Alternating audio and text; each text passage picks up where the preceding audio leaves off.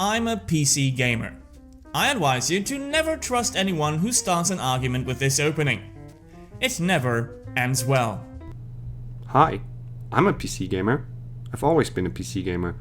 Actually, I've been a PC gamer before most of you even knew what a PC was. So, what made me turn my back on the Master Race? Well, it wasn't the price for one. I grew up in the 90s, and PC gaming has become a lot cheaper than back then.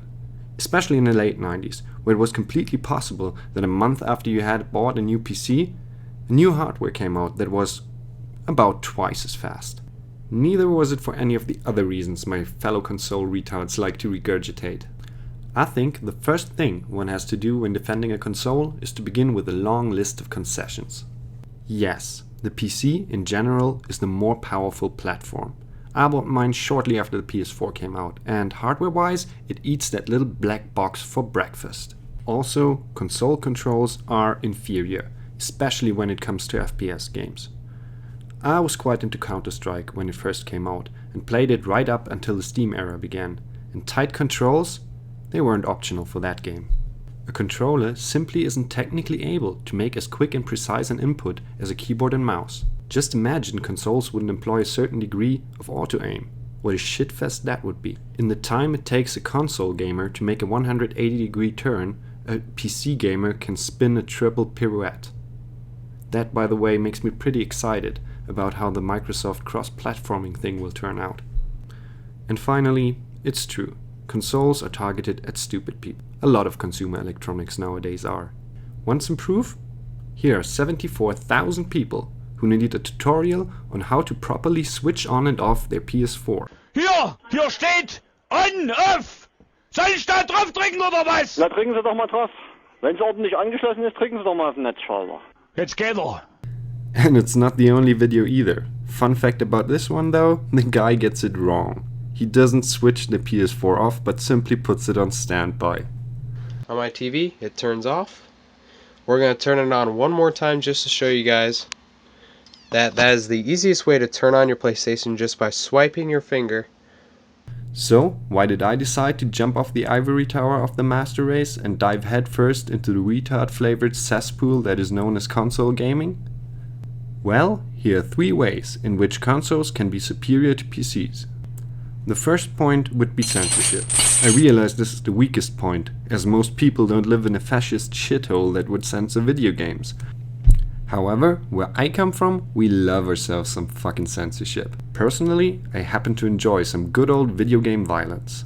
That was never too much of a problem on Steam, as I could just buy the CD key or the physical copy from another country.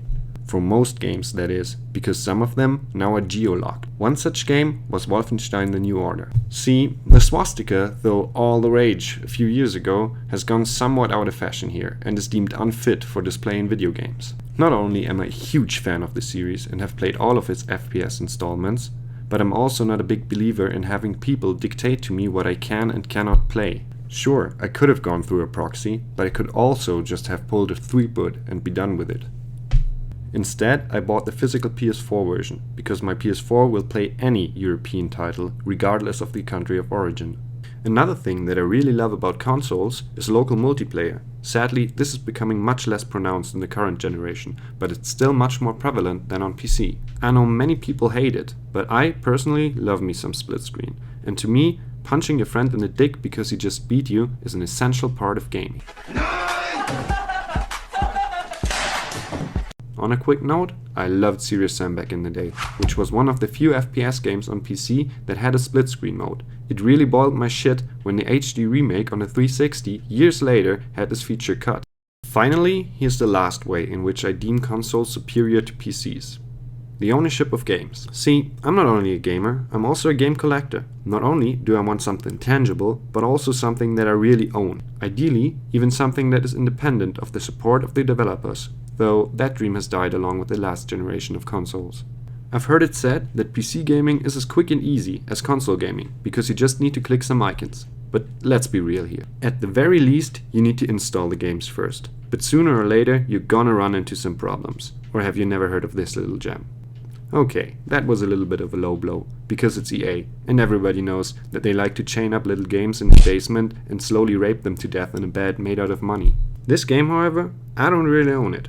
I can't sell it, I can't just play it at a friend's house, and should EA ever decide to stop supporting it or to shut down that cancerous origin bullshit altogether, it's gone. With all the talk about smart consumer decisions and the higher price of console games, one should not forget that selling the games after playing them significantly lowers the money spent, though I would never do it, as does buying used games, which I do all the time. Of course, this doesn't apply if you trade your games in at GameSpot, but I think we're all in agreement that this act in itself should be grounds for immediate execution. No! I'm a monster! I can't live with this! Now I know that the games that I do own physically will die at some point in the future, except for cartridges. Those motherfuckers will outlive your children. My heart beats for DOS games, so I know how difficult it is to find something that you can jam a 5 1/4 inch floppy disk into, and that most of those magnetic bastards are already dead. But you still have the box left to adore the artwork, you still have the quirky manuals to read, and even, if you're lucky, you still have some of those useless but fucking awesome trinkets left, most of which were most likely lost by your 12-year-old self. Modern games don't come with any of that, but at least on consoles they still come with the game itself. Yeah, cynical motherfuckers like Konami won't even settle for robbing you of any meaningful ownership of the game. But they'll even go as far as to sell you a physical copy of the game with the disc containing nothing more than a Steam installer. Yeah, I'm looking at you, Metal Gear Solid 5. Bottom line, I know, these arguments are only valid for a very select subset of gamers, but I'm one of them. You could almost say this is just my opinion. Yeah, and your opinion is wrong. Dear Tarpatus, do you remember when I said starting an argument off with "I'm a PC gamer" never ends well? Well, ending an argument with "that's my opinion" is exactly the same case. Never trust people who start off with "I'm a PC gamer" and never trust people who end their argument with "that's my opinion." Because you know what they do when they say "that's my opinion"? They say that they know that their opinion is bullshit, basically. Opinions aren't enough for you, eh?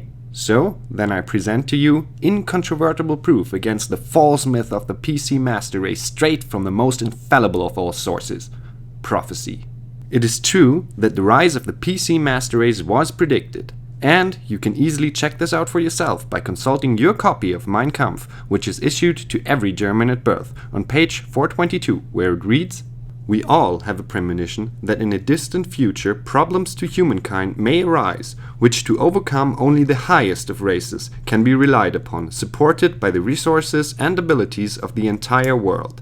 This race shall henceforth be known as the PC-Masterrace." This quote suffered from repeated misinterpretation over the years by laymen and historians alike, but now, thanks to the only true prophets, Parker and Stone, we know exactly to whom the expression PC-Masterrace really refers.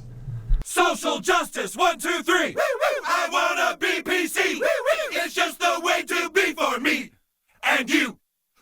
Your hateful slurs are through. I call wee wee on you. We'll fight until you're PC black and blue. We are language police, fighting bigotry. Hurtful words can suck our turds, cause it's PC for me. And you. Yeah! Yeah, bro. Yeah, PC, bro.